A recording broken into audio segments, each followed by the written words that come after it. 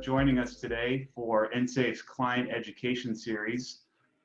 Today is the 6th webinar in our series, and the topic today is fall protection, getting anchored in the mountain of codes. And it is being presented by Craig Eckstein. Craig is a senior safety professional and CSP here at EnSafe, who works out of the Roanoke, Virginia office.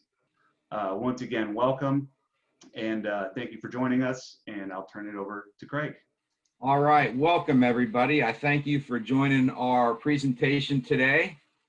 Thank you, Rich. This is a topic that I really enjoy talking about for a number of reasons. I've been dealing with it for lots and lots of years, and it's also a subject I enjoy talking about because I actually use fall protection stuff quite a bit. I spend a lot of time in the outdoors. I use fall protection equipment myself. I have friends that use it a lot, and I've also worked in workplaces for a long time that where working at height has really been an issue that I've had to deal with most of my career. So I love talking about this subject. Hopefully we'll share some things today that will help you all, and we'll certainly talk about the mountain of codes that that we are faced with in the safety profession when it comes to fall protection. So with that, we've got a lot of slides to cover. We will start rolling through this. So the bulk of the presentation that we have today, I am going to be really focused on talking about employers in the general industry.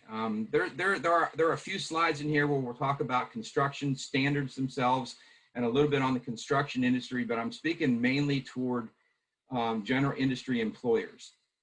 And when we talk about the mountain of codes, and you look at this slide, virtually every single standard or code that you see on this slide can, at some point in time, have some sort of fall protection code that can apply to you as a general industry employer. And as you can see, there are codes in the 1910 standards, the 1926 standards, the construction and general industry that can apply to you. And then, of course, there's Ansi standards, letters of interpretation that OSHA may issue, compliance directives that OSHA may issue, and even manufacturer technical bulletins from, for example, Miller Honeywell that have been used in compliance actions by OSHA. So very different from, for example, you need information on lockout tagout. It's not as simple as flipping to 1910.147 and finding really most of the information that you need in one location. With fall protection, there's a lot of information in a lot of different places and a lot of cross-referencing that goes on with fall protection. And thus, really, the mountain of codes that we're dealing with. So, I'd like a lot of you may have been around maybe as long as me, and if you think back to fall protection before 2016, and I may be speaking for myself here. If we were not in a virtual world here, I might do a raise of hands, a show of hands. If you remember before 2016 and you were a safety professional and someone said, what were the fall protection requirements before 2016? Raise your hand if you were confused. I'll raise my hand. The fall protection standards in general industry were very confusing to me before 2016. In 2016, we'll get to why they became a little more clear in 2016. But I think there were a lot of people kind of confused prior to that date. And really, here is why. Prior to 2016, if you looked at the regulations, and you really won't find this now, if you looked up 1910.23 paragraph C, now you would find part of the new walking working surfaces standard. But if you have an old print edition of the OSHA standards, and you can look this up, do it. This is the old standard that applied to fall protection in general industry. And it basically said any open-sided platform floor or platform 4 feet or more above a lower level has to be guarded by railing on all open sides, blah, blah, blah, blah, blah. Now, what OSHA didn't do here is say, hey, if there's a section of railing missing, this is what you do. If there's a section of railing missing, for example, you must provide personal fall arrest, or you must provide fall restraint.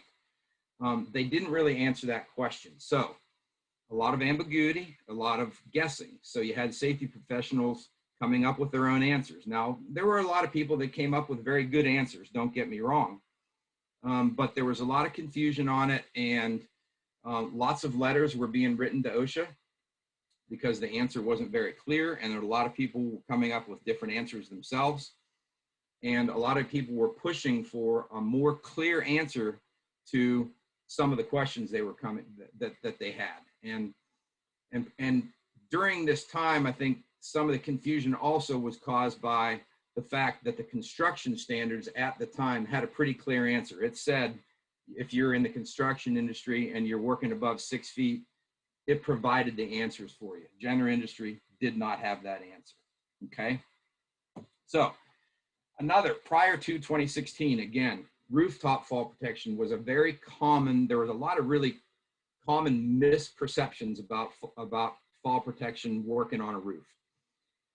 Again, if I could do a raise of hands, there was kind of a wives' tale that existed for a long time, and I think in some workplaces still exists. A lot of people thought that you could paint a line on a rooftop 6 feet back from the edge and tell people, stay behind this line, and if you stay behind this line, you're fine. I will submit to you that OSHA never put in writing anywhere that you could stay behind a line 6 feet on a rooftop and you were okay from a compliance standpoint. OSHA never had any, what they would call any safe distance from a leading edge that they would allow employers working on a rooftop. This right here was a very common misconception. And again, this led to, or was one of the things that led to the new walking working surfaces standard. So if you have seen this before, I think you'd be probably in the majority. I certainly was someone who fell into believing that was something that was true prior to 2016. Okay, now today, so we're past 2016. So the fact that OSHA standards can be confusing, OSHA currently requires right now, a lot of you probably know this, but right now in general industry, fall protection is required at 4 feet, in shipyards at 5 feet, in construction 6, in longshoring at 8, scaffolds 10 feet, and if you're in a scissor lift, it's not required at all. So I'm not sure if that's because the ground is softer in general industry than it is in, say, longshoring. I mean, obviously, I'm just being facetious there, but obviously it's probably harder to accomplish in longshoring than it is in general industry. And some of that comes into play. The employers obviously had a say in the rulemaking process, but nonetheless, the standards are still confusing and it's tough for employers right now to kind of grasp all this. So fast forward to the new walking, I still keep calling it new. It's really not new. It still feels new though. The walking working surfaces standard that OSHA promulgated and was passed and was implemented in November of 2016. It's been almost 5 years and I'm still calling it new. I put together just some of the major changes that came about in that standard that most of you on here are probably familiar with. Really what OSHA was trying to do was trying to provide more alignment between the construction and the general industry standards as related to fall protection and walking working surfaces. There were some additions made to the PPE standards in 1910-140, just as related to harnesses and lanyards. A biggie that surprised a lot of people maybe was that ladder cages were eliminated. Essentially, OSHA doesn't like them very much. I don't like them very much either. Essentially, a ladder cage just directs you to a specific spot on the ground. It tells you where you're going to hit the ground, essentially. Ladder cages, and we'll get to those a little bit later, are being phased out and can no longer be really a part of a fall protection system on a ladder. And as a result, ladder climbing systems are being phased in on fixed ladders. OSHA also started to talk a little bit more about fall rescue requirements. I think that was a long time coming. Some additional training requirements were added and by a qualified person. So they're kind of stepping up their game in regard to the training requirements and who provides that training. What's in the training is also discussed. And this was kind of a surprise too. They became less restrictive on rooftop activities in regard to some of the things required on rooftops. And then we'll talk a little bit later about fixed ladders, some of the requirements there. And if you're still using chains on fixed ladders, those were phased out, and swing gates were required as a replacement for chains at the top of fixed ladders. Those were just some of the major changes as a part of the walking working surfaces standard. Okay, so where the standards stand today. So in general industry, you have 1910 subpart D, the walking working surfaces standard. And in construction, 1926 subpart M, that's 1926.500 and forward. That's the fall protection standard for construction. Now, don't take me wrong, they're still confusing. There is still a lot of crossover between these two standards. So when OSHA promulgated the walking working surfaces standard in 2016, they knew that a lot of stuff was already in writing in 1926, so they still did a lot of cross-referencing back to 1926 subpart M. If you're flipping through 1910 subpart D, you will notice that they refer to 1926 quite a bit. So if you're a general industry employer struggling with fall protection, please have yourself a copy of subpart M as well. You will need it. I got a kick out of this picture here. These gentlemen here, I guess if they fall 20 feet to the ground, they're both going to be going together. They've got their lanyards tied together. Also a cardboard brim that he built for his hard hat. Pretty cool. All right.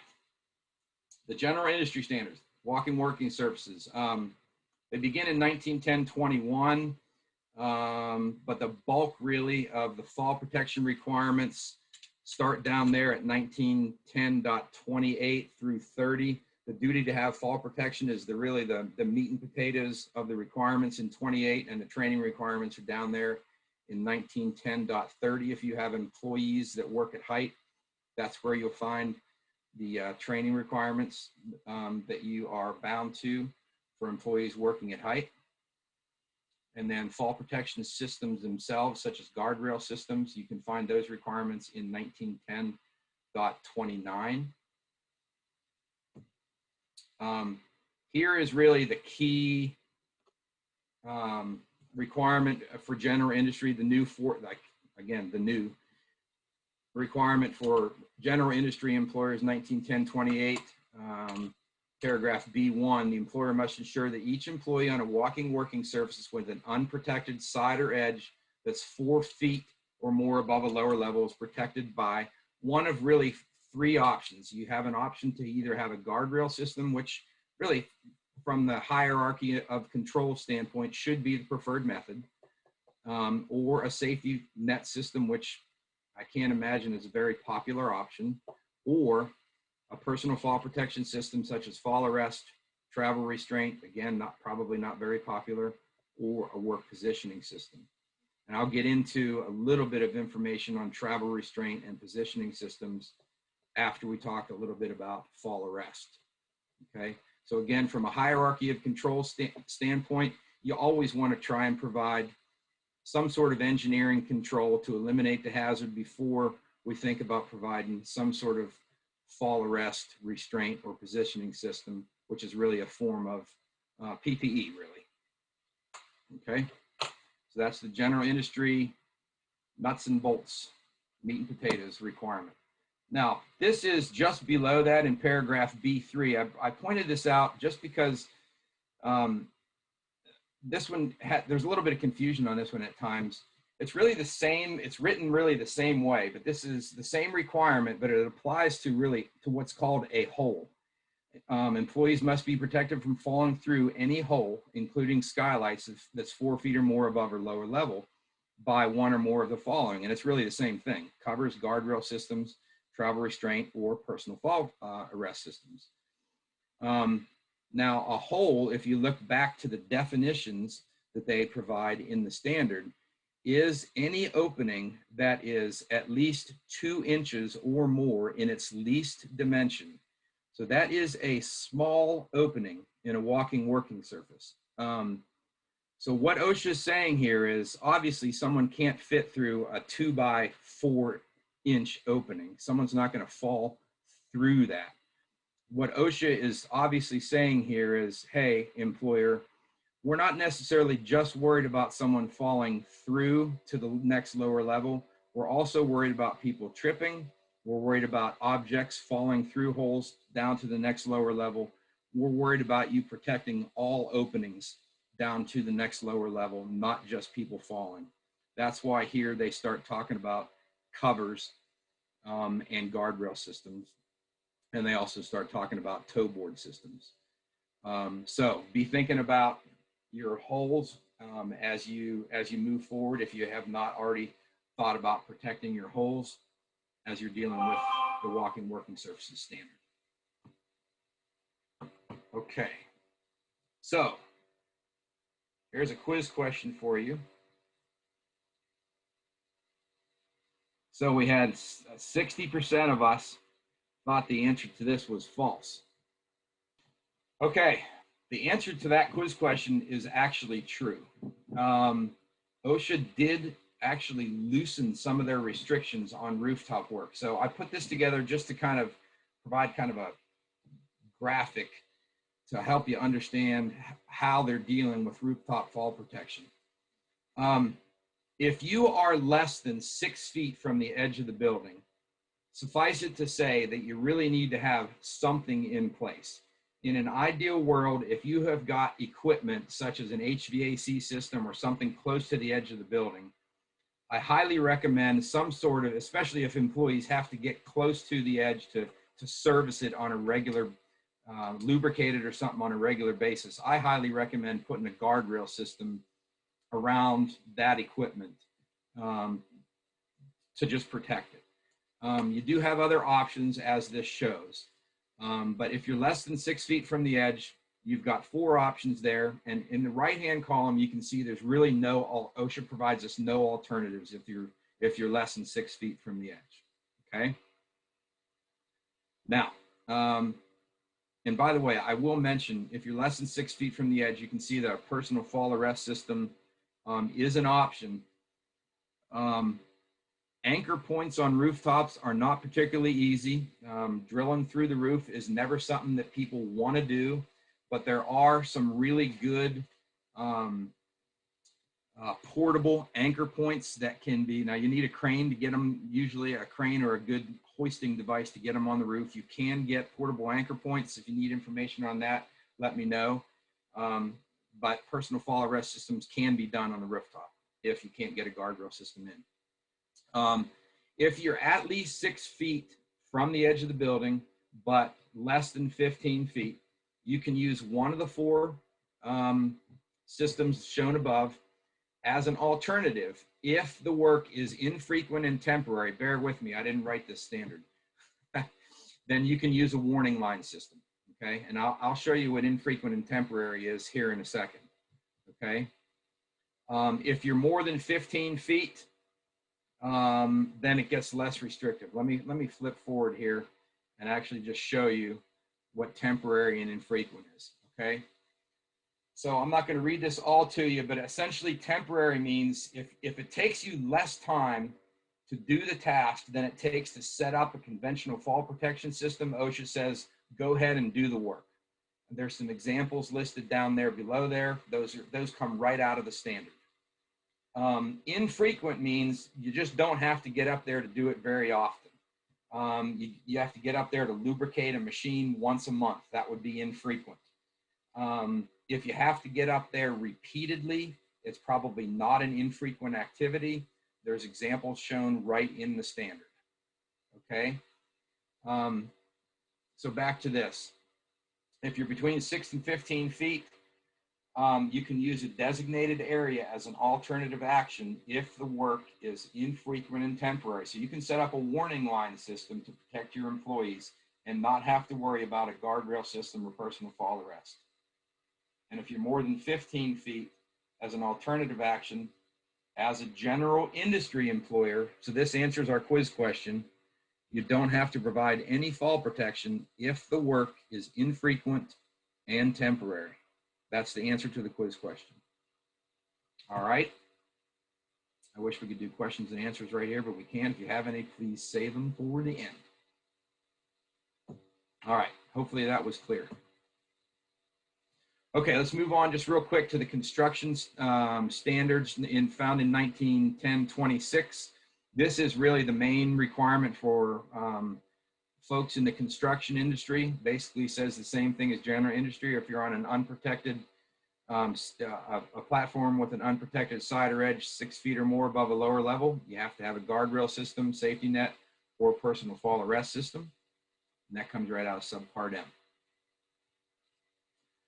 In addition to that standard, there are separate standards on fall protection related subjects. There's a separate standard for scaffolds in subpart L, cranes subpart CC, steel erection in subpart R, aerial lifts in subpart B, and excavations in subpart P.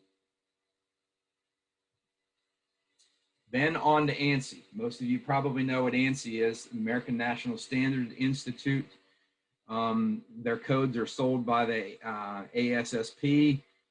Ansi really is not responsible for making these, but really publishing and selling national consensus standards that are developed by industry members.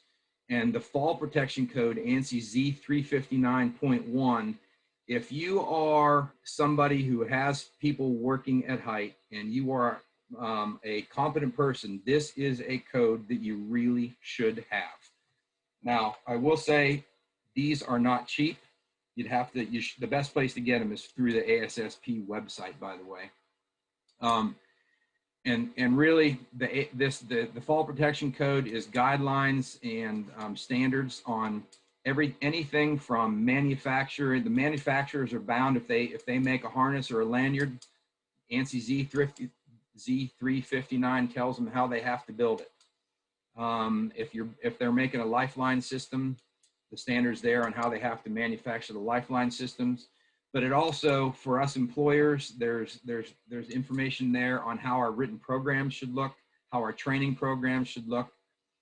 There's really a lot of good information in the ANSI Fall Protection Code. There are 11 or 12, I think, different sections to this code. You can buy them one at a time, or piece by piece, or you can buy the entire code by itself. If you want to have the whole thing, I can tell you that it's much cheaper to buy it all as one package than it is piecemealing it together. I've tried that myself. I would encourage you to try and get it all together as one. Okay, so that is, again, the ANSI code is incorporated by reference by Osha. And again, a lot of this stuff is being used in enforcement actions, and this stuff, while I can't say it's legally binding, it's being used in enforcement actions, and it's pretty much has the force of law. Okay. Okay. One last slide on the regulations themselves. In the Walking Working Surfaces Standard, this is the paragraph that applies to training in general industry, 1910.30 paragraph A. And it essentially says, if this standard applies to you, you have got to train your employees on all the requirements of this paragraph on or before May 17th, 2017. And oh, by the way, the training's got to be done by a qualified person by May 17th, 2017. So I know that there are still some employers out there who still haven't really gotten around to this. If you have employees working at height, or even there's housekeeping requirements in this standard. Please take a look at this standard and make sure that you have an opportunity to read the whole thing. Just make sure you kind of do a self-check on this one, because OSHA really is taking a close look at this standard and enforcing it pretty carefully right now. And specifically the training requirements of the Walking Working Surfaces Standard. So that's the requirements there. Okay, and the training requirements under the construction standards are very similar. One thing I will point out is here under general industry, training's got to be done by a qualified person. And in construction, it's got to be done by a, quote, competent person. I would encourage you to look up the definition of those two in the two standards. They're very similar, but yet different.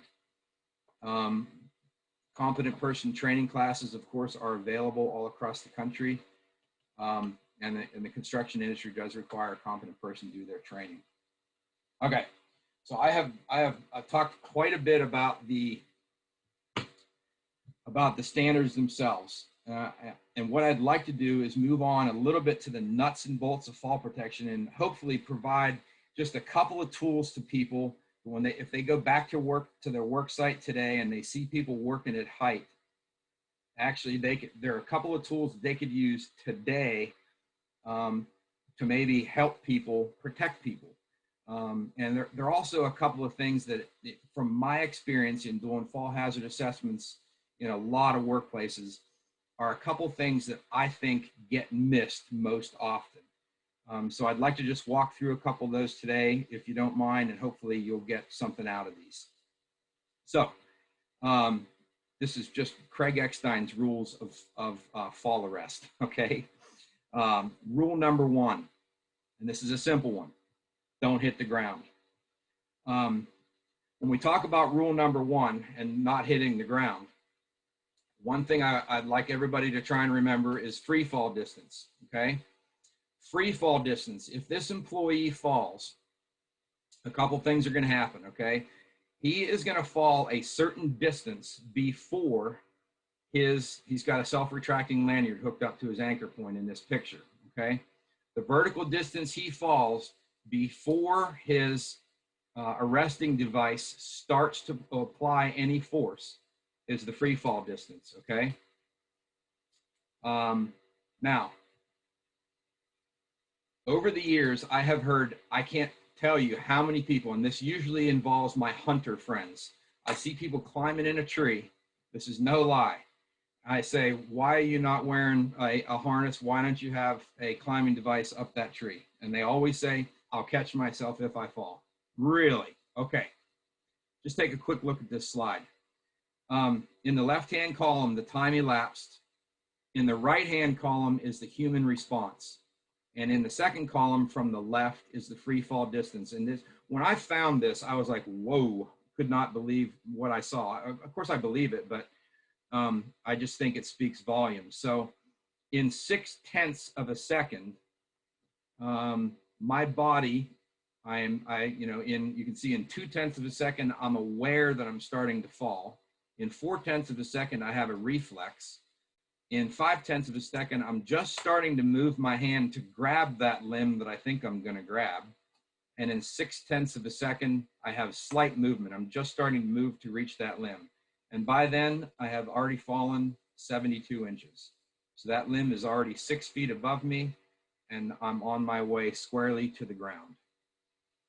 In 1 second, I've already fallen 16 feet, and most of us hunters are probably hunting 16 feet off the ground, and in that 1 second, I've already landed. Very, very good information to use. If you're doing a training class for employees, I usually get some very wide eyes when I show this slide. So that's free fall distance. Okay. Now, Osha has some maximum free fall distances that they allow. If you're using a self-retracting lanyard, the maximum free fall distance is 2 feet. If you're using a shock absorbing lanyard, just a typical 6-foot shock absorbing lanyard, your maximum free fall distance is 6 feet. Now, what that means is you should not tie off at your feet, because that would increase your free fall distance to about 10 feet. So that means your anchor point should be above your head if you're using a 6-footer. Okay. So maximum free fall distance allowed by Osha, 2 foot for a self-retracting, 6 foot for a shock absorber. Bear with me, I'm getting there. Okay, now I want you to remember deceleration distance. This is the distance after the employee falls from the point at which the deceleration distance, or your lanyard, deceleration device, begins to operate to the point where the employee comes to a stop. So the employee starts to fall, has the free fall distance, then your lanyard starts to engage, and then there's a deceleration distance where that fabric is starting to tear or your SRL is actually starting to break, then the employee comes to a stop. That is your deceleration distance, okay? When you, and actually OSHA has a maximum deceleration distance also. For an SRL, the maximum deceleration distance is 2.5 feet for an SRL, and it's 3.5 feet for a shock absorber. Now, essentially what they're saying here is for a shock absorbing lanyard, the maximum stretch, so to speak, and that's really in a lot of cases, sometimes it's a stretch, sometimes it's really fabric that is just stitching that is tearing as the employee falls, that is accomplishing the deceleration or the shock absorption. The maximum that you'll get in a 6-foot lanyard, that lanyard could end up being 9.5 feet long. Okay, 2.5 feet and 3.5 feet for those two lanyards. Okay, so when you add your free fall and your deceleration distance is the total distance that that employee has fallen. I know this is somewhat technical, but this gets missed so often. It's unbelievable how often I see this getting missed in the field. So what I'd like you to do, I know I just covered quite a bit. I'm going to slip one slide ahead to this, and then we'll go back to that one. Okay, so here is the fall clearance calculation for a self-retracting Lifeline. Okay, so as you can see, first of all, and the reason I gave you the length of the SRL in the quiz question is a lot of people don't think about that. So you have to calculate for the length of the SRL, which is 2 feet. Now, by the way, in most cases, the length of those these days is not 2 feet. It's more like 6 inches, especially if you're using the new real light ones. But in this particular calculation, you have to calculate 2 feet, okay? And we had indicated that the maximum free fall distance with an SRL is 2 feet, so you're already at 4. You have a 2.5 foot deceleration distance, so you're already at 6.5 feet. We had a 6-foot worker, you're already at 12.5 feet, right? Now forget the safety factor for right now. So right now you're at 12.5 feet, and I told you that that beam was 12 feet off the lower level, okay? So pretty close. The people that said not sure, it depends, you were actually pretty close. And the reason I say that is the deceleration distance really can vary.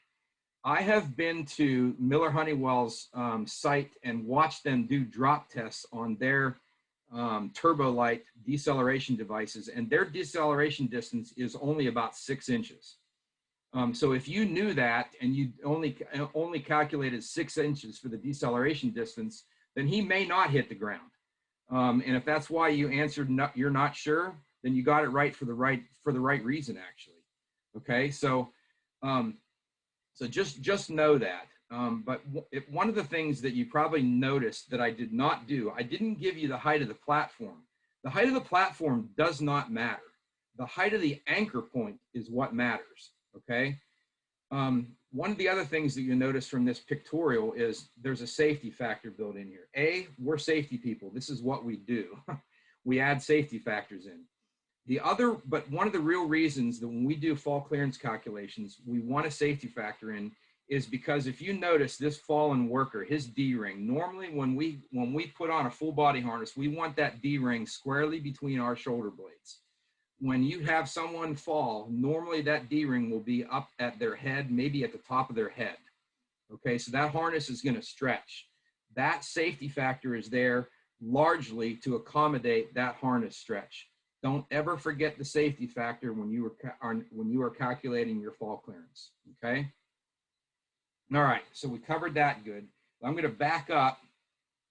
So what we did figure out is he probably is going to hit the ground in this case because we need about 15.5 feet of fall clearance, and we only had a 12-foot anchor point, okay?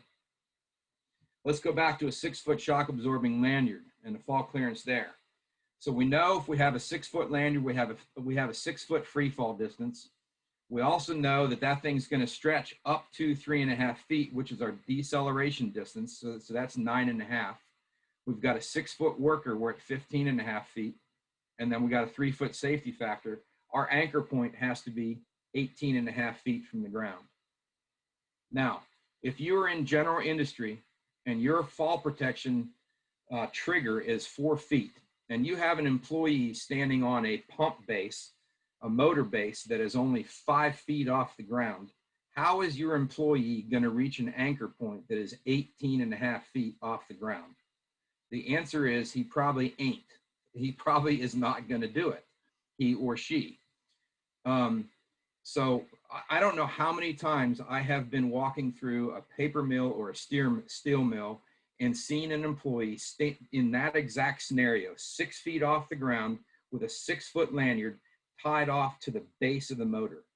And literally, I mean, they are just flat going to hit the ground. So a couple of things. A, try and raise the anchor point. B, get rid of the 6-foot lanyards. Get rid of the 6-foot lanyards and go to an SRL. Take that deceleration distance and lower it, and lower the length of the lanyard to lower your fall clearance and your free fall distance. Those are 2 surefire ways to improve your chances of employees not hitting the ground. Now, there are some other ways, by the way, to reach higher anchor points. And if you need help with that, let me know. But hopefully, I know I covered that kind of quickly. Your fall clearance for a 6-foot lanyard, 18.5 feet, and your fall clearance for a SRL, 15.5 feet. This number, honestly, is closer to only about 12.5 or 13 feet, given some of the real world numbers that we see. Okay. So again, big advantages to using SRLs in regard to fall clearance. I do not work for Miller Honeywell, I promise. Okay. Use a shorter lanyard when you can. Use SRLs and choose a higher anchor point are 3 of the best things you can do. And if you're a safety professional and you're on here, you know, please don't tie knots in lanyards to make them shorter. That's a no-no. It reduces the strength of them. Rule number 1, don't hit the ground. Rule number 2, don't hit an adjacent structure. I see this one getting missed a lot also. People generally, when they're working at height, they'll try and find any anchor point they can. And you know, that's great. We want them to find anchor points. I'd rather have them find an anchor point than not find an anchor point. But it often happens when people are just tying off to something that is not directly overhead. We don't want swing fall happening, but I see it getting missed a lot. One of the options that you have in a perfect world, if you do have a beam overhead and you need to move horizontally, and you have the ability to get a beam clamp on a beam clamp will move will move parallel with you and travel along the beam, and it will allow you to keep your anchor point overhead. That's one option. Doesn't always work, but please pay attention to your anchor point. Try and keep it overhead. If you can't keep it overhead, definitely be watching for adjacent structures. Okay. Okay, next quiz question.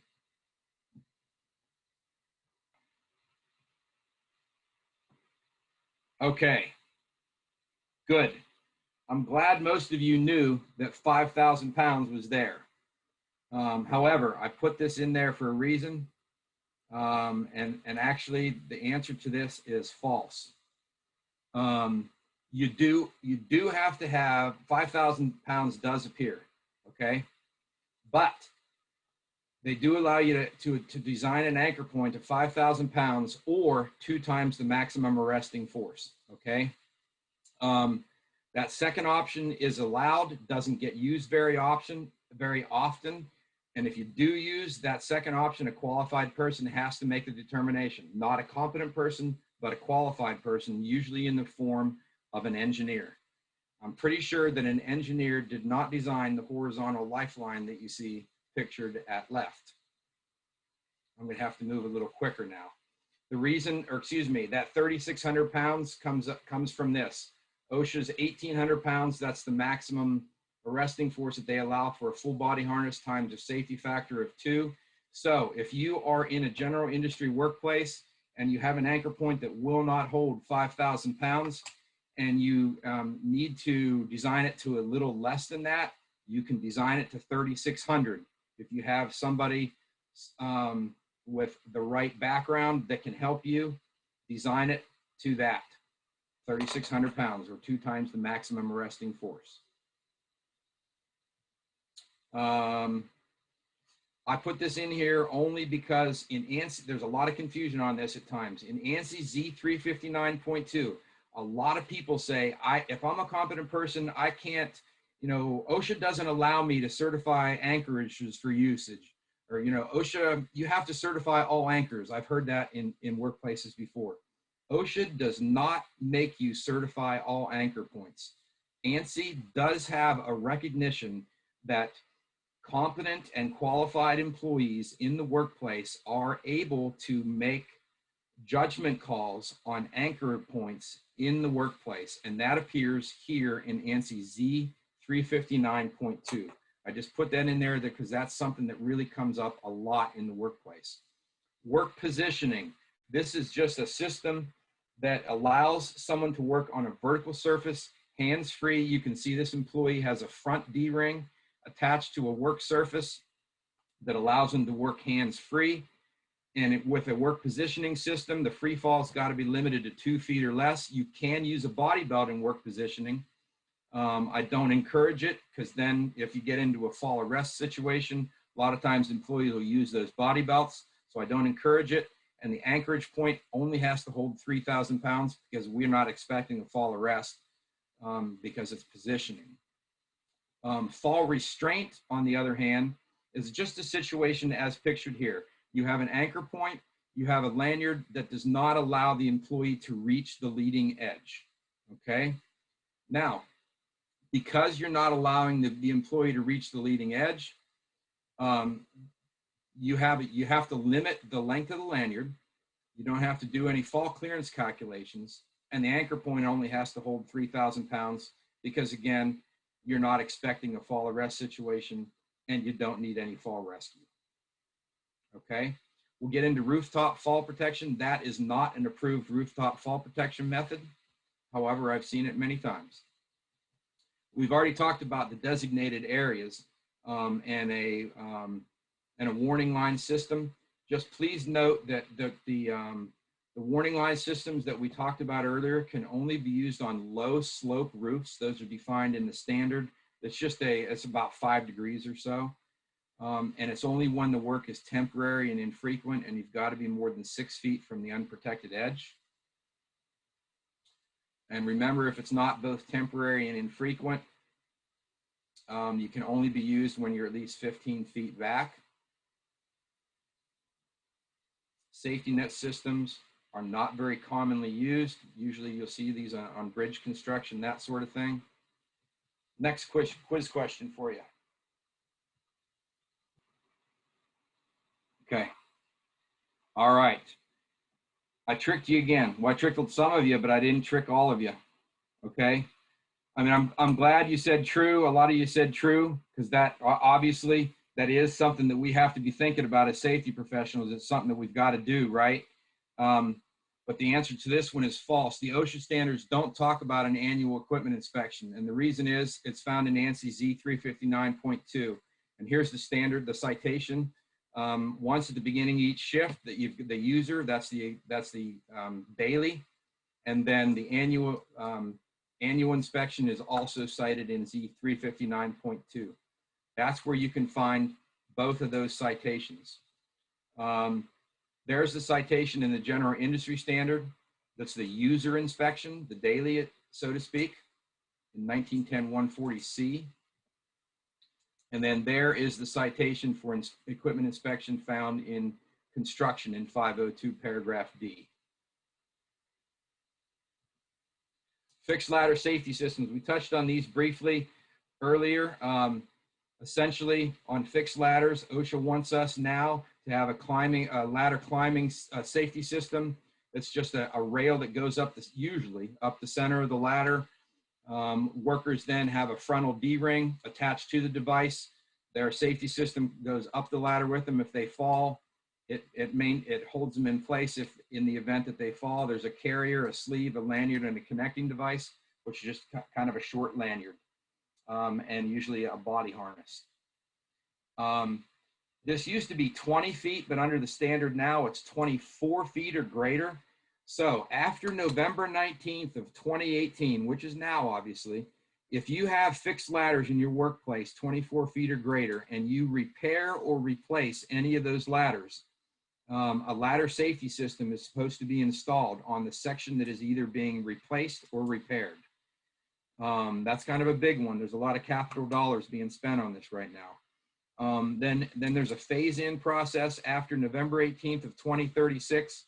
All fixed ladders must be equipped with ladder safety systems. A common question I get on this one, if you install a ladder safety system, does that mean you have to remove the cage? The answer to that is no.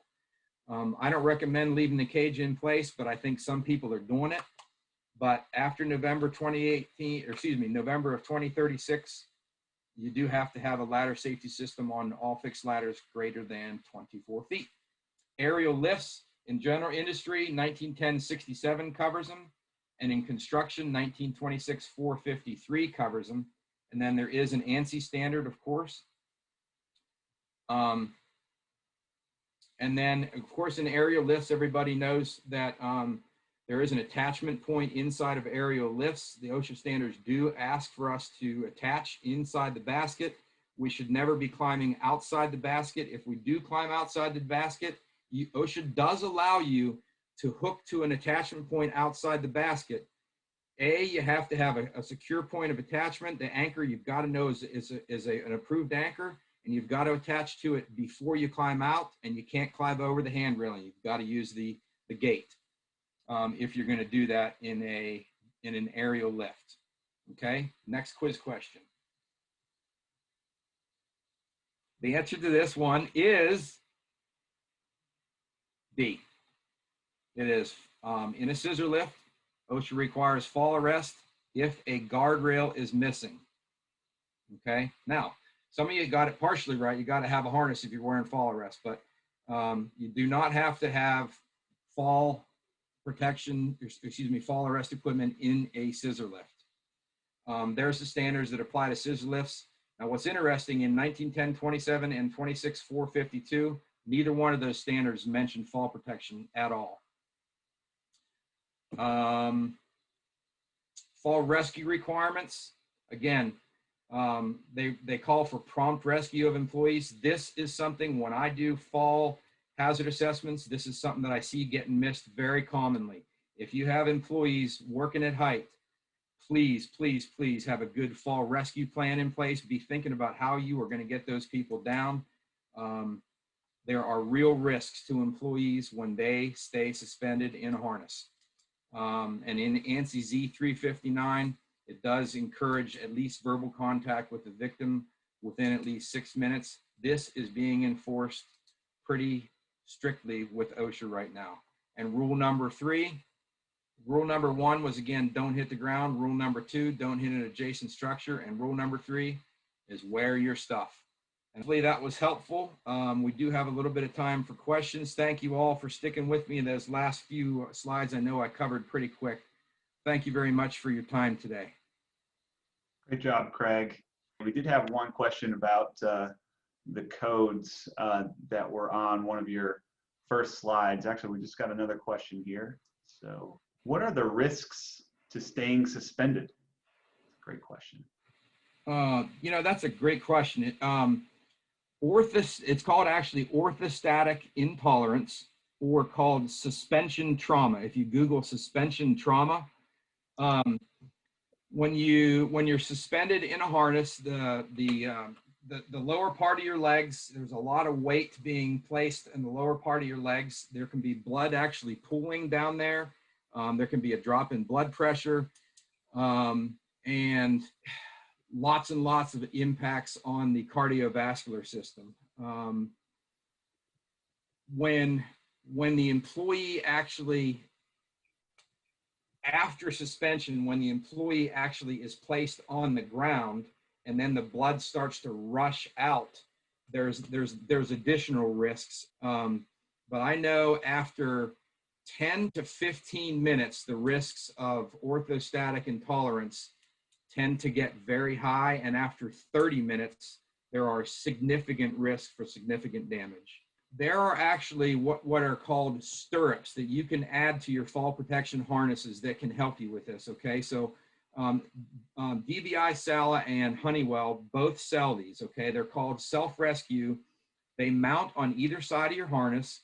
The user, if they fall, can just pull a strap, they fall down, and it allows the user to put their foot in a stirrup and essentially shift their weight from leg to leg and enable them to keep the pressure off of where the harness is hitting their leg and enable them to bend at the knees. And so I would encourage you, if you're not using those stirrups on your harnesses, that's a great way to prevent orthostatic intolerance. That's great information. And we're right up against the time. We have another episode, our final webinar in the client education series, Developing a Risk Management Plan. And with that, that concludes our presentation today. Thank you, everybody, for joining. Thanks, Craig.